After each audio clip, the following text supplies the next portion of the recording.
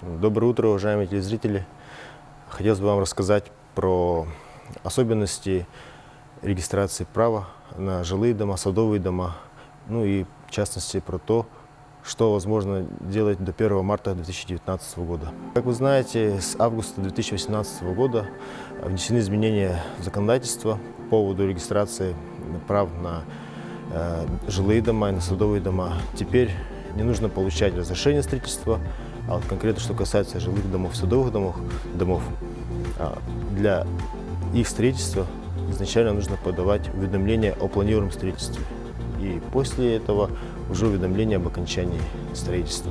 Чтобы построить дом и узнать вообще, возможно ли это на своем земельном участке, во-первых, вы должны узнать, какой вид разрешенного использования вашего земельного участка. А в данном случае жилые дома возможно возводить на земельных участках с видом разрешенного строительства, как для индивидуального жилищного строительства, для ведения садоводства и для личного подсобного хозяйства.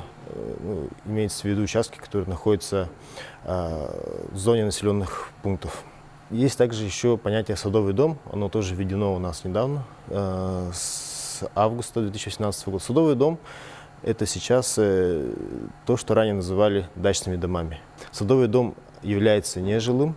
Его возможно возводить только на земельных участках, которые имеют вид разрешенного использования для ведения садоводства. Также участки, которые имеют вид разрешенного использования, которые содержат в себе слово «дача», например, для дачного хозяйства, для дачного строительства, они все приравниваются к земельным участкам для ведения садоводства. То есть вы в первую очередь, если хотите построить дом, должны обратить внимание, узнать, какой у вашего земельного участка вид разрешенного использования. Узнав это и поняв, что на нем возможно возводить жилое строение, либо же садовый дом, вы обязаны подать уведомление о планируемом строительстве. После того, как вам орган согласует строительство, вы уже имеете право возводить дом.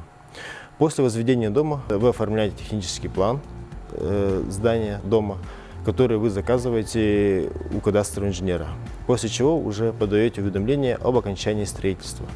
В городе Якутске данное уведомление возможно подать через центр «Мои документы».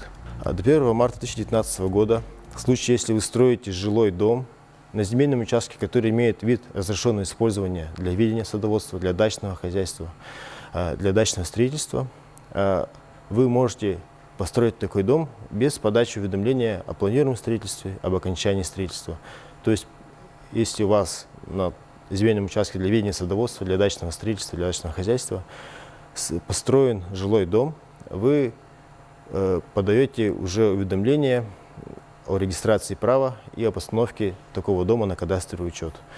После 1 марта такая возможность уже не будет иметься. Желаем вам всем продуктивного лета, продуктивной весны, всем желающим построить свои дома и зарегистрировать их без особых проблем и волокит.